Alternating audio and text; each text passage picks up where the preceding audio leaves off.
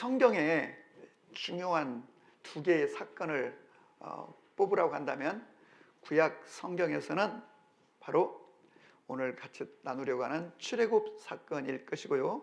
신약 성경에서는 예수님의 십자가 부활 사건일 것입니다.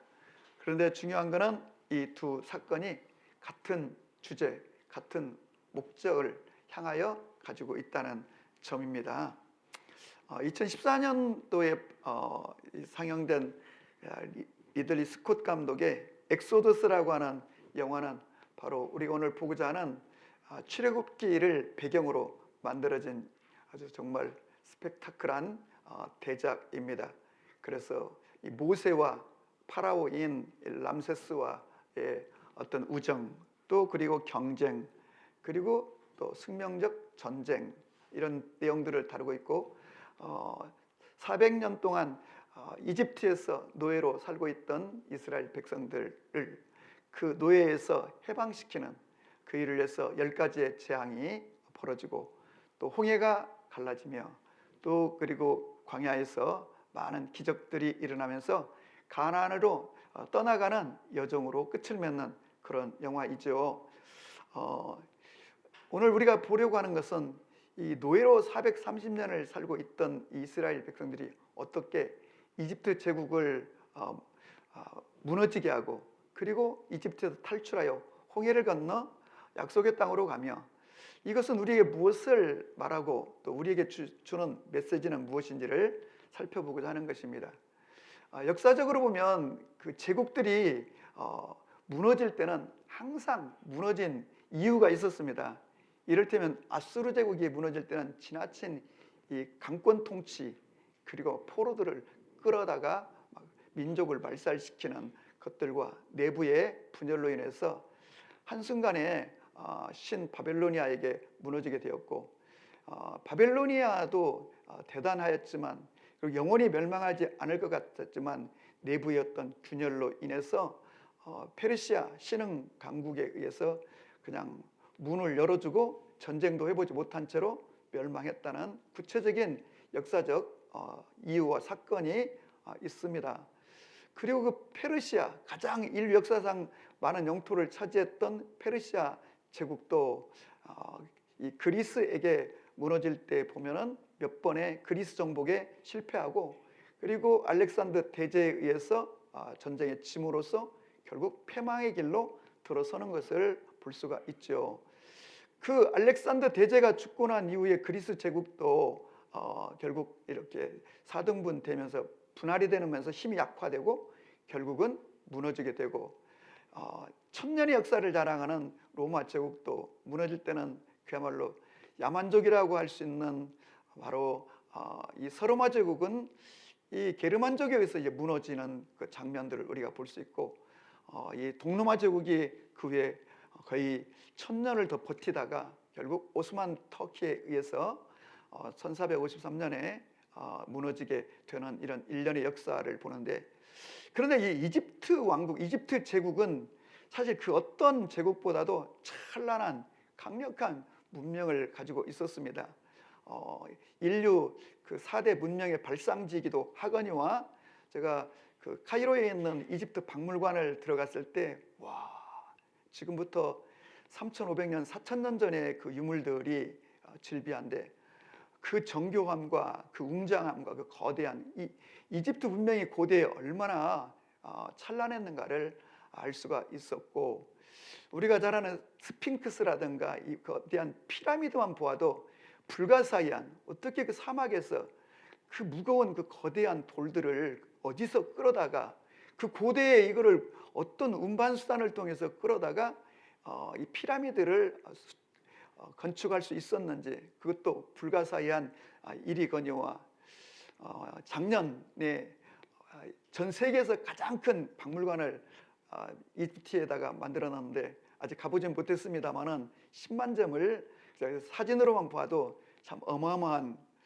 그런 이집트 제국이라고 할 수 있는데, 근데 이제 역사학자들이 이집트 제국이 어떻게 멸망했는지에 대해서는 구체적으로 밝히고 있지 않습니다.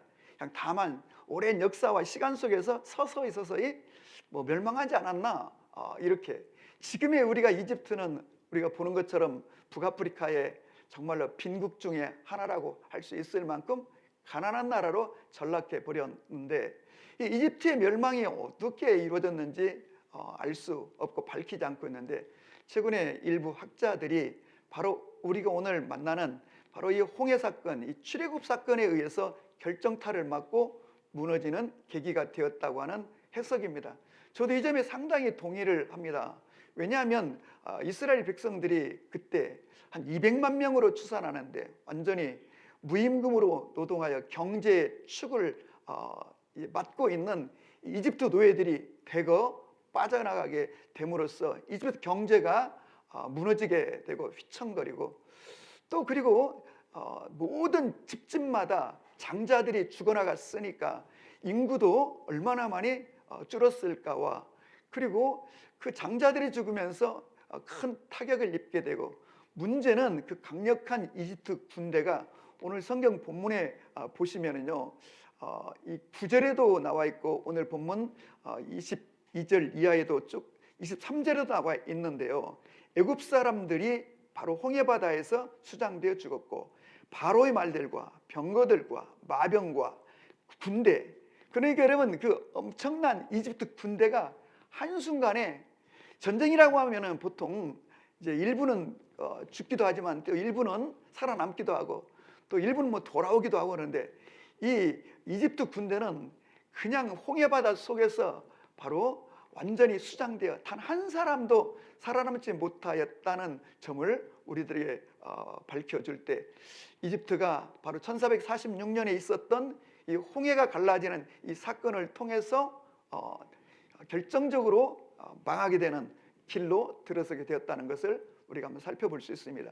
그런데 오늘 이 본문은 우리에게 무엇을 말씀하는가라고 할 때, 자, 430년 동안 노예로 살고 있으면서 고통 가운데 부르짖자 하나님께서 모세를 지도자로 하여 이스라엘 백성들을 노예로부터 해방시키시고, 그리고 젖과 꿀이는 약속의 땅 가나안을 예비해 놓으시고 그 가나안 땅으로 들어가라고 말씀하여 주셨습니다.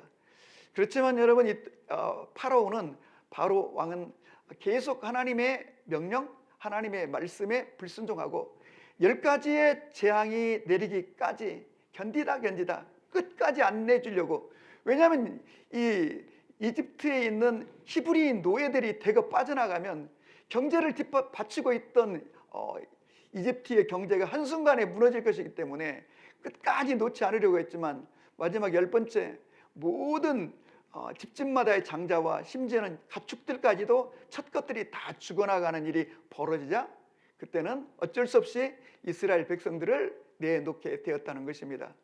그래서 이스라엘 백성들이 이제 거의 한 200만 명이 되니까 어마어마한 이제 진행이죠. 그래서 이제 이집트를 떠나려고 하는데, 문제는 이제 앞에 있는 홍해바다를 건너야 가나안 땅으로 갈 수가 있는데, 먼저 이집트를 떠난 이 이스라엘 백성들이 홍해 앞에다가 진영을 구축했다는 것입니다. 여러분, 가장 전쟁에서 하지 말아야 될 일이 뒤에 강이나 바다를 배경으로 하고 진영을 구축하는 것인데, 오늘 이스라엘 백성들이 그렇게 진영을 홍해바다 앞에다가 구축했다는 겁니다. 이것은 적들이 쳐들어오면 소위 흔한 말로 진퇴양난의 위기에 빠지게 되는 그런 일이죠. 여러분, 우리가 이제 배수진이라는 전략이 있지만 그것은 극단적으로 목숨을 걸고 싸우겠다고 하는 의지이지, 전술적으로는 이 강이나 바다를 뒤로 하고 진영을 구축해서는 안 되는데, 이스라엘 백성들이 이 홍해바다 앞에다가 진영을 구축하자 이집트에서 다시 그 엄청난 이 노예들을 내보낼 수가 없어 다시 추격해오는 추격전이 벌어지고 있었고, 이 사실을 알게 된 이스라엘 백성들이 오늘 성경에 보니까 그들이 어떻게 했는가, 그들이 하나님을 향하여 원망하고 또 나아가서는 모세를 향하여 원망하면서 그들이 말하기를, 그들이 차라리 우리를 이집트 땅에 놓아두라고 하니까 왜 여기까지 끌고 나와서 우리를 이 광야에서 다 죽게 하느냐, 이런 원망 불평하는 것을 보게 됩니다. 우리가 이제 여기서 조금 살펴볼 수 있는 건 뭐냐면, 이 이스라엘 백성들은 노예들이었습니다. 오랜 세월 노예로 살다 보니까 이 노예 습관이라는 것들이 이제 몸에 배어가지고 그들의 이제 전매 특허가 뭐냐면 원망하고 불평하는 거예요. 그래서 오늘 본문에도 이 11절에 그들이 하나님을 향하여 또 지도자 모세를 향하여 원망하면서 이집트에 매장지가 없어 우리를 여기까지 끌어내어 우리를 죽게 하느냐라고 원망하는데, 사실 이 사람들은 어떤 사람들이냐면 이미 10가지 재앙을 통해서 하나님의 위대한 능력을 경험한 사람들입니다. 이 엄청난 하나님의 역사를 경험했음에도 불구하고, 그래서 10절에서 나올 때는요 뭐라고 되어 있느냐면요, 우리말 성경에는 이렇게 되어 있습니다. 그들이 이제 나올 때에 특별히 8절도 한번 보시면은 8절에 이스라엘 자손이 이집트를 나올 때 담대히 나갔다 이런 표현이 있습니다. 이 담대히 나갔다는 이 히브리 원어를 제가 이렇게 살펴보니까 이것은 손을 들고 나갔다 이런 뜻이에요. 담대히 나갔다, 이 손을 들고 나갔다는 게 무슨 말이냐면 춤추며 나갔다는 뜻이고요, 하나님을 찬양하며 나갔다는 뜻이고, 하나님 앞에서 믿음의 선포를 하며 나갔다, 다시 말하면 자신만만해가지고 나갔다는 뜻입니다. 그런데 이집트 군대가 몰려온다는 소식을 들으면서 그들은 바뀌게 되는데, 어떻게 바뀌었는가? 10절에 보니까 그들로 이집트 군대로 인하여 심히 두려워하였다는 겁니다. 그리고 여호와께 부르짖었다는 겁니다. 여러분, 두려워하되 심히 두려워하고 여호와께 부르짖는데 이것은 기도를 했다는 뜻이 아닙니다. 비명을 질렀다는 뜻입니다. 그리고는 바로 11절에 원망을 하면서 악담을 막 쏟아놓는 이스라엘 백성들을 바라보게 되는데, 여기서 우리가 꼭 기억할 것은 우리가 하나님을 믿고 하나님을 경험했음에도 불구하고 삶의 위기가 오면 우리가 첫째 두려워하게 되고, 그 다음에 두려움이 오면 그 다음에 나타나는 현상이 뭐냐면 원망과 불평이 이제 따라오게 되는 건데, 저는 우리 사도행전 성도님들 한 분 한 분이 이 땅을 살아가면서 어떤 경우에도 이 원망과 불평, 이 부정적인 말, 믿음 없는 말을 하지 않기를 주의 이름으로 축복하고, 그러려면 여러분과 제가 뜻을 정해야 돼요. 나는 어떤 경우에도 부정적인 말, 믿음 없는 말, 이런 말들을 아예 하지 않겠다, 그런 딱 결심을 하고, 원망하고 불평하고, 이거 전부 다 누가 주냐면 여러분 요한 1서에 보면 또 디모데서에 보면 마귀가 주는 마음들입니다. 여러분, 두려워하는 마음은 하나님이 주신 마음이 아니고 결국은 이 두려워하는 마음이 우리로 하여금 원망과 불평에 빠지게 하는 것을 보게 되는데, 두려워하지 않으려면 어떻게 해야 되는가? 우리가 하나님을 더욱더 전심으로 의지해야 되는 것이고, 하나님을 의지한다는 건 뭔가?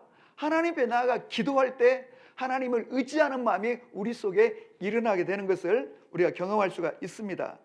신명기서에도 보면은 우리가 기도할 때 여호와께서 우리를 가까이 하시니라 이렇게 되어 있어요. 그래서 우리가 하나님 앞에 기도하면 하나님이 우리에게 가까이 계시다는 것을 알게 되는 거예요. 지금 뒤에 이집트의 군대가 지금 병거들이 막 무장군인들이 오고 있지만, 그러나 가까이에 하나님이 계시다는 것을 깨달아야 되는 거예요. 왜? 하나님께서 이스라엘 백성들에게 구름 기둥과 불 기둥으로 역사하여 주시고 그들을 이끌어 가시기 때문에 여러분과 저도 정말로 위기의 때에 하나님을 바라보고 하나님을 의지할 수 있기를 주의 이름으로 권합니다. 그래서 오늘 본문에도 뭐라고 나오냐면 이스라엘 백성들로 하여금 여호와를 바라보고 여호와 하나님을 의지하라고 이렇게 외치는 것을 보게 되는데, 여러분과 저도 우리 인생에 이런저런 삶의 위기를 만나고 어려움이 있을 때에 주님만 바라보는 주의 사람이 되시기를 권합니다. 13절에 보니까 모세가 백성에 이르되 너희는 두려워하지 말고 가만히 있어서 여호와께서 오늘 너희를 위하여 행하시는 구원을 보라. 너희가 오늘 본 애굽 사람을 영원히 다시 보지 못하게 될 것이니라. 여러분과 제가 인생의 어려움과 위기를 만날 때 환경을 바라보고 문제를 바라보고 사람을 바라보지 말고 하나님을 바라보고 하나님을 향하여 기도하는 주님의 사람이 될 때 하나님께서 우리를 도우실 줄로 믿습니다. 그럼 왜 이스라엘 백성들이 이 이집트 군대가 온다는 소식을 듣고 두려워했을까요? 그것은 달리 도망칠 길이 없었기 때문입니다. 왜냐하면 홍해가 딱 버티고 있었기 때문에 길이 없다고 생각하였기 때문인데, 여러분, 우리가 기도할 때 하나님께서는 우리에게 길을 주시는 분이심을 기억하시기를 바라요. 근데 사실 이스라엘 백성들 가운데 이스라엘 백성들은 뒤쪽으로는 넘실거리는 홍해바다가 있었고 저 반대편에는 이집트 군대가 몰려오고 있을 그때에 길이 없다고 생각했어요. 근데 사실 길이 없는 게 아니었어요. 본래 길이 있었어요. 나중에 하나님께서 그 홍해를 가르시니까 거기에 길이 뚫리게 된 거예요. 그러니까 거기 홍해 바다 속에 길이 있었어요. 그런데 물로 인하여서 길이 보이지 않았던 거죠. 우리가 기도할 때 하나님은 우리의 길을 열어주시는 분이시고, 우리가 이사야서 43장 19절에 보면 여호와께서는 사막에 길을 내시고 광야에 강줄기를 내시는 분이라고 했거니와, 예수님은 요한복음 14장 6절에서 나는 길이요 진리요 생명이니라고 말씀하시므로 예수님께서 우리에게 길을 내어주시고 길이 되어주시고, 그래서 예수님은 우리 인생의 해답이 되시는 거죠. 그래서 오늘 본문에 있는 바로 이 홍해바다가 갈라지면서 길이 났다고 했는데, 여러분 이 홍해바다의 이 홍해가 갈라지는 이 기적사건의 주제와 예수님의 십자가 사건의 주제가 똑같다고 그랬어요. 바로 여러분 홍해가 갈라지고 길이 났다는 것은 이집트를 탈출하고 노예 생활로부터 이제 그들이 해방되고 벗어나는 길이 열렸다는 것이고, 십자가는 무엇인가? 십자가는 죄와 저주 가운데 있는 우리가, 사단의 권세 아래 종노릇하는 우리가 예수님이 십자가를 지심으로 우리의 모든 죄와 저주를 청산하여 주심으로 예수님을 통하여 우리의 죄가 해결되고, 히브리서 기자는 히브리서 10장에서 예수님께서 내어주신 새롭고 산 길을 통하여 우리는 담대히 하나님께 아버지께 나아가느니라 하셨던 것처럼, 예수님의 십자가는 바로 하나님께로 나아가는 길이 되어주시고, 바로 죄와 저주로부터 해방되는 길이 되어주시고, 그래서 여러분과 제가 예수님을 믿음으로 죄와 저주로부터 영적인 애굽에서 해방되고 자유케 된다는 것을 기억하시기를 바랍니다. 그런데 문제는 어떤 사람들은 이렇게 삶의 위기가 오니까 막 원망 불평하며 차라리 우리가 이집트에서 사는 것이 노예라도 그 삶이 좋다고 하지 않았더냐라고 하는 것인데, 이런 현상이 그리스도인들 가운데도 얼마나 많이 나타나는지 몰라요. 인생을 살아가다가 신앙생활하다가 어려움이 오면 다시 세상으로 돌아가려고 하는 이 속성, 노예의 속성. 뭐 굵게 살기보다는 우리는 그냥 길게 좁게 살고 싶다고. 우리 이런 말도 있어요. 죽은 정승보다 산 개가 낫다, 뭐 이런 말도 있는데, 죽는 것보다는 사는 게 낫다, 이런 뜻이겠죠. 그래도 이집트에 있을 때는 부추를 얻어먹고 또 가끔씩은 고기도 떡도 얻어먹고 하는데 힘들긴 하지만 우리가 차라리 이집트로 돌아가서 이집트에서 노예로 사는 것이 낫다. 이스라엘 백성들은 훗날에도 또 이런 일들을 몇 번이고 반복하는 것을 보게 되는데, 신앙이란 무엇인가? 결단하고 오직 모세를 바라보고 불기둥과 구름기둥을 따라서 약속의 땅을 향하여 가는 여정처럼 십자가를 붙들고 소망 되신 예수 그리스도 안에서 믿음으로 살아가는 것이 신앙의 여정이라고 한다면, 여러분과 제가 여러분 결단을 가지고 결기를 가지고 신앙하시는 한 분 한 분이 될 수 있기를 바랍니다.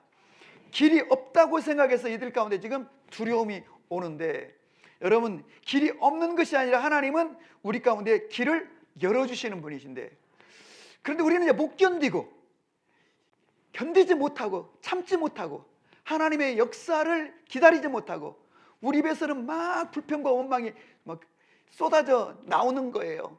여러분과 제가 우리의 입을 지키실 수 있기를 주의 이름으로 축복하고, 어떤 경우에도 때로는 두려움이 오면, 염려, 근심, 걱정이 오면 오히려 역으로 믿음의 말을 선포할 수 있기를 주의 이름으로 축복합니다. 아멘. 그래서 하나님은 때로는 가끔 우리에게 이런 정말로 막다른 골목, 그야말로 어떻게 할 수 없는 그런 상황으로 우리를 몰고 가시기도 하시고, 우리를 그런 상황으로 끌고 가시기도 하신다는 거. 왜? 하나님이 영광을 받으시고 그 속에서 우리를 훈련하시고 연단하시고 우리의 믿음을 견고케 하시려고. 그래서 결국 우리의 인생은 길을 찾는 것이고, 길이 없을 때 우리는 두려워하게 되는 것이죠. 그렇죠. 인생에 길이 없을 때, 공자님은 죽으실 때 이렇게 말했죠.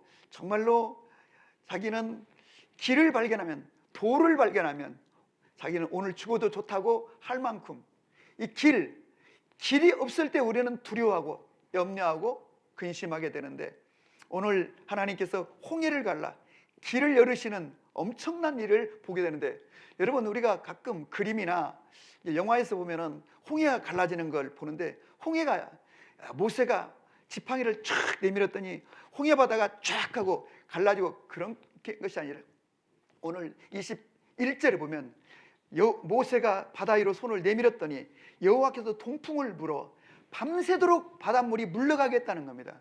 그러니까 여러분, 이 기적이라고 하는 것이 짠하고 기도했더니 빵하고 하나님이 일으키시는 것이 아니라, 하나님께서 밤새도록 동풍을 불어, 다시 말하면 우리는 그 바다 앞에서, 두려움 앞에서 믿음을 갖고 기다려야 된다는 거예요. 그런데 이제 홍해 바다 가운데 길을 내셨는데, 어떤 길을 내셨는가? 우리 이제 가끔 성화라든가 그림을 보면 높이 물벽이 있고 그 가운데 이제 백성들이 지나가는 뭐 길이 있는데, 그런 길이 아니고, 여러분, 우리로 말하면 2차선, 4차선 그런 길을 내신 것이 아니라, 여러분 생각해보면 200만 명이 그 짧은 시간에 이 홍해 바다를 건너가야 하려면, 여러분 성서학자들은 아마도 200m, 300m 폭의 그런 그 넓은 길을 열어두셨다는 거예요. 그래야 여러분 이스라엘 백성들이 수백만 명이 거기를 통과할 수가 있는 것이죠. 그래서 고속도로로 말한다면 한 100차선 정도 되는 큰 도로를 냈다는 거예요. 믿으시기를 바래요. 100차선. 우리 가다가 막 한 12차선만 봐도 와, 어마어마. 광화문 쪽에 그 넓은 대로 보면은 와. 그런데 중국에 가니까, 중국에는 막 20차선, 30차선도 있더라고 하니까요. 여기 중국은 중국이에요. 톨게이트 앞에 보니까 막 30차선이 있어요. 그런데 여러분, 이스라엘 백성들이 건넜던 여기는 적어도 막 50차선, 100차선의 넓은 그런 대로를 열었다는 거예요. 지금 이스라엘 백성들은 길이 없다고 두려워서 고함 지르고 이 악한 말들을 쏟아놓고 있는데, 사실은 그 홍해바다 안에 50차선, 100차선의 길이 있었고, 하나님은 그 바다 가운데 오늘 또 길을 내시는 분이세요. 그래서 우리는 희망이 없다고 생각할 때, 우리는 절망이라고 생각할 때, 우리가 하나님께 기도하면 하나님은 우리에게 길을 열어주셔요. 근데 오늘 성경에 보면 조금 주목해 볼 부분이 있는데, 하나님께서 이 모세에게 이렇게 말씀하십니다. 너는 어찌하여 내게 부르짖고만 있느냐? 이 15절의 말씀입니다. 여러분, 우리가 인생의 위기를 만날 때, 이집트의 군대가 막 몰려오는 것처럼 그런 급박한 상황에 있을 때, 우리가 여러분 기도하는 시간이 있습니다. 기도해야 되는 시간이 있어요. 그때는 부르짖어야 되는 거예요. 그러나 여러분, 그 다음에는 믿음으로 선포하고 외치고 명령해야 되는 시간이 있는 거예요. 그 다음에 16절에 지팡이를 들고 손을 바다 위로 내밀라 하면 갈라질 것이라고 하신 것처럼, 그 다음에는 행동해야 되는 시간이 있는 거예요. 여러분, 요단강을 건널 때에도 그들이 여러분 기도만 하고 가만히 요단강가에 서 있지만 않고, 그들이 법궤를 메고 말씀에 의지하여 발을 내디딜 때에 요단강이 켜켜이 쌓이며 갈라지게 되었던 것처럼, 여러분과 제가 인생의 위기를 만날 때 기도하시길 바랍니다. 그 다음 단계는 믿음으로 담대히 막 선포하시고 명령하시기를 바랍니다.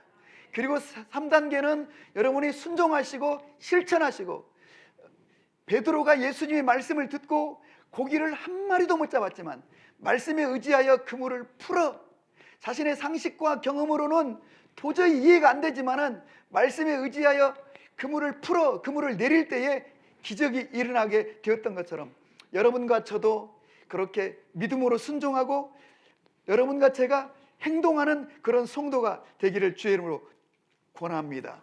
아멘. 우리가 인생을 살아가다 보면 이런 진퇴양난의 그런 위기, 그런 상황 속에 빠질 때가 있습니다.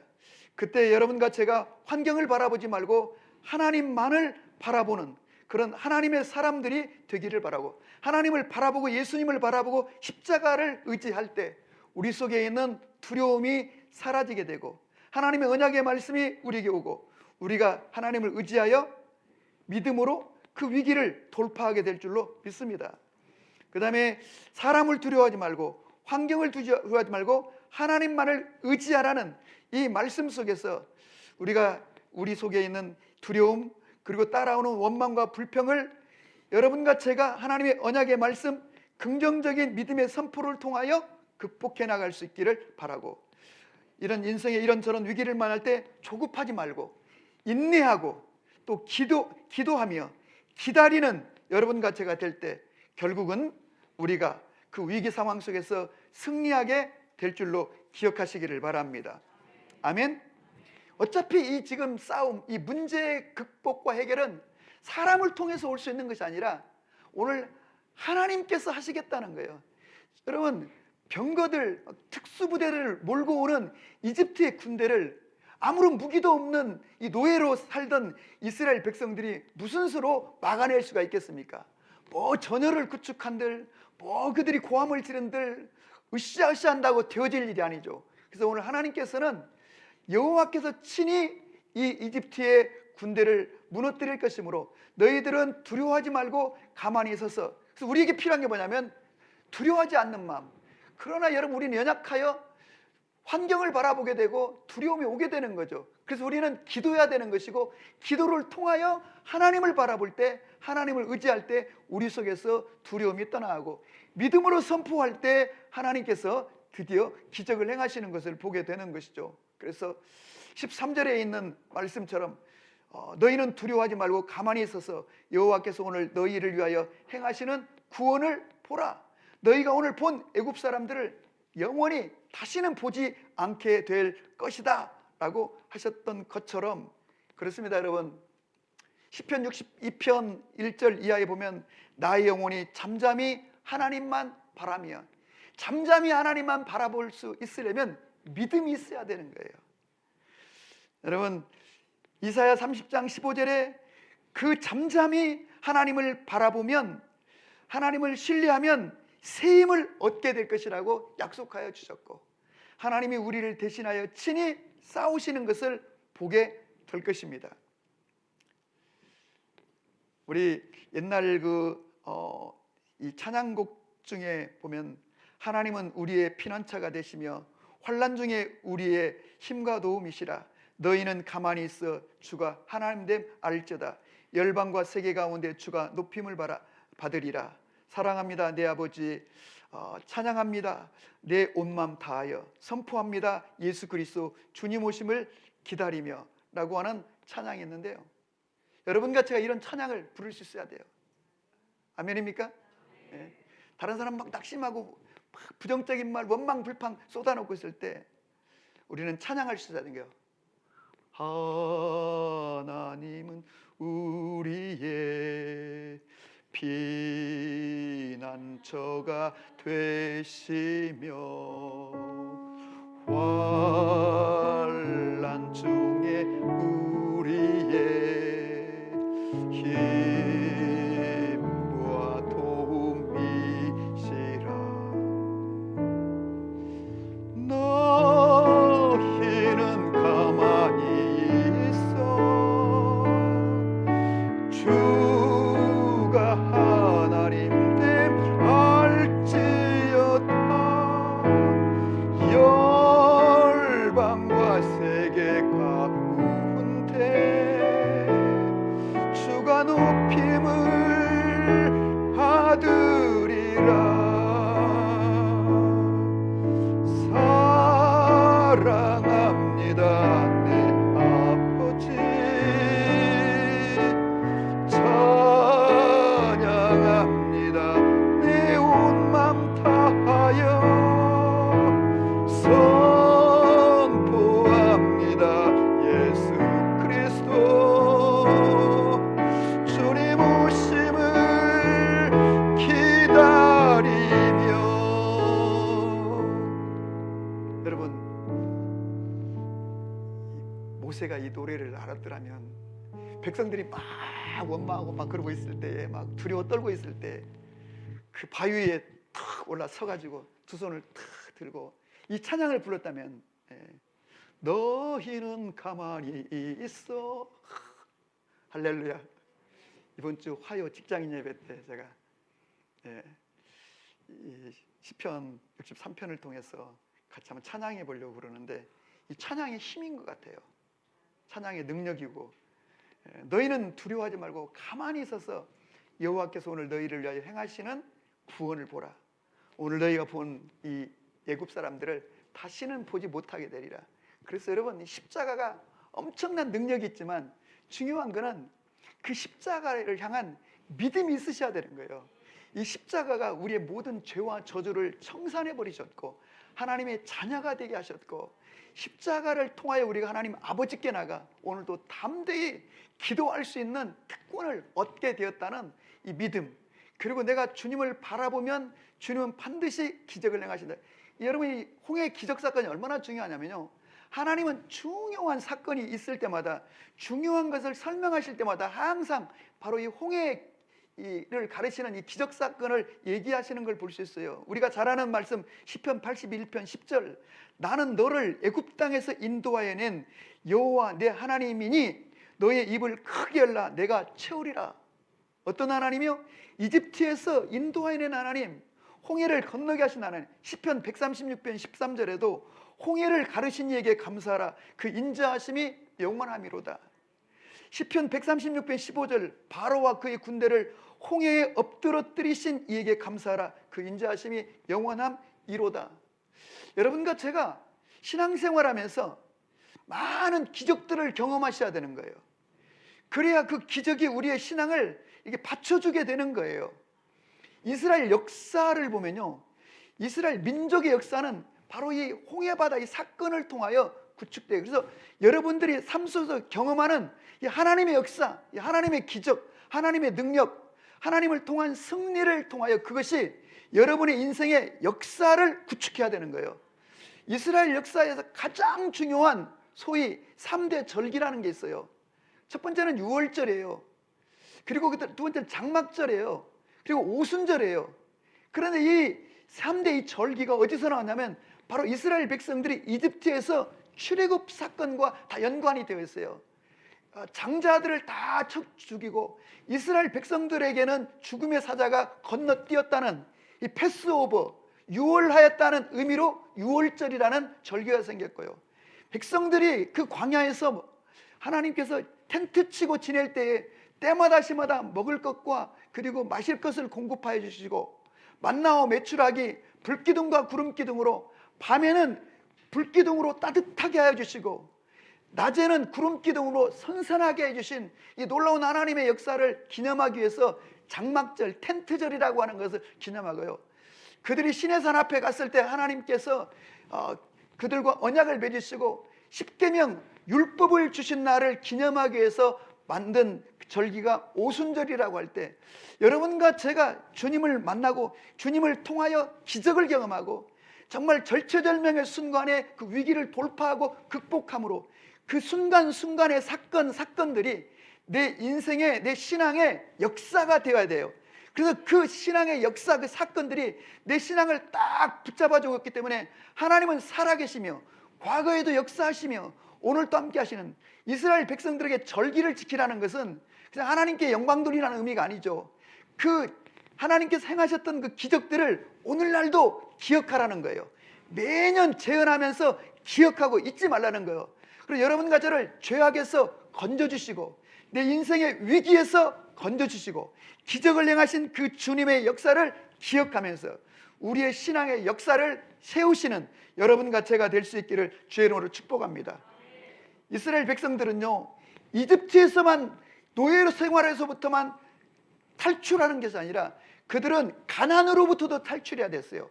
그래서 이스라엘 백성들에게 출애굽기 3장 21절 23절에서 그리고 계속적으로 3번이나 반복해서 너희가 떠날 때에 이집트인들로 하여금 은혜를 입어 은, 금, 폐물과 의복을 얻게 하리라. 엄청나게 얼마나 많이 가지고 나왔던지요. 출애굽기 36장에 보면은 이제 성막을 지을 때에 모든 기물들이 전부 다 황금으로 되었어요. 그리고 황금으로 다 이게 겉을 싸게 되었어요. 그 많은 은금 그리고 많은 그 옷감들을 이스라엘 백성들이 너무 많이 가지고 나와가지고 모세가 그만 가지고 오라고 광고를 할 만큼, 왜? 그들이 나올 때에 이집트에서 노예로 가난뱅이로 살았지만 나올 때는 엄청난 재물을 가지고 나왔다는 거예요. 여러분과 제가 예수 그리스도를 믿는다는 것은 죄와 저주로부터도 탈출하는 것이지만 가난으로부터도 탈출하는 것. 그래서 요한복음 10장 10절에 있는 것처럼 인자가 온 것은 양으로 하여금 생명을 얻게 하고 더 풍성케 하려 하심인 것처럼, 오늘 여러분과 제가 이 가난으로부터 탈출을 선포하시고 십자가 앞에서 믿음으로 결단하시기를 주의 이름으로 축복합니다. 뿐만 아니라 질병으로부터도 탈출해야 되는 거죠. 예수 그리스도는 우리를 향하여, 예수님은 만민의 의사라고 말씀하여 주셨습니다. 병든 자에게는 의원이 쓸데 있다고 말씀하셨습니다. 여러분과 저를 간건케 하시는 놀라우신 주님이심을 기억하시길 바라고, 이런저런 죄의 습관으로부터도 탈출해야 되고, 내가 잊지 말아야 될 장소, 이 애굽이 어딘가 영적으로 내가 있어서는 안 되는 장소, 축복의 아닌 장소, 저주의 장소, 죄의 장소, 이런 잘못된 것으로부터 탈출하는 것, 이것이 바로 여러분 출애굽 사건의 진정한 영적 의미라고 할 때, 오늘 여러분과 제가 정말로 애굽으로부터, 영적 이집트로부터 탈출하는 우리의 삶이 될 수 있기를 바라고, 그러기 위해서 우리는 십자가를 바라보고 하나님을 바라고 기도할 뿐만 아니라 믿음으로 선포하고 결단하고 행동으로 옮기는 여러분과 제가 될 수 있기를 바랍니다. 그래서 우리는 이스라엘 백성들이 젖과 끓는 약속의 땅 가나안으로 가고, 그래서 하나님의 영광의 나라, 하나님의 왕국을 건설하게 되는 것처럼 우리는 죄와 저주로부터 해방되었을 뿐만 아니라 하나님의 영광을 위해 사는 그런 믿음의 사람들이 되시기를 바라고, 이스라엘 백성들이 이집트에서 가지고 나온 그 많은 은금 패물과 의복과 많은 이 귀금속들은 나중에 알고 보니까 하나님의 성막을 재건하는데 다 그들이 헌신하는 것을 보게 되었는데, 무엇을 말합니까? 바로 하나님이 우리를 부욕케 하시고 우리를 축복하신 것은 하나님의 영광과 하나님의 나라를 위해서 우리를 축복하시고 우리를 불러내시고, 그래서 이제 이스라엘을 통하여 열방 모든 나라와 민족을 구원하시려는 하나님의 계획이 있는 것처럼 여러분과 제가 그렇게 쓰임받는 우리의 삶이 될 수 있기를 바랍니다.